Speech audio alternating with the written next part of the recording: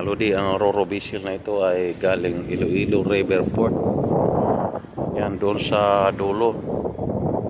Galing sa Iloilo River Port. Maliwanag dyan ha, walang crocodile dyan sa Iloilo River Port. Ayan, malinis ang Iloilo River Port. Walang crocodile dyan nakatira. Papunta si Roro Bisil sa Jordan Guimaras. Ayan, ang gandang pagmasdan ni Roro Bisil.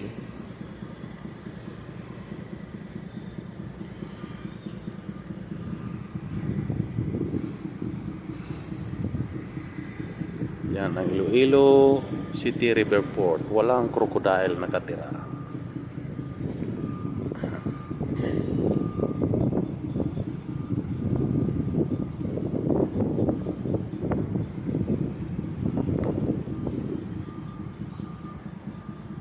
Ang bilis, ang linis ng barkong ito.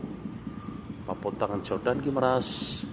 Maulap ang kalangitan dahil sa super typhoon na si Nando.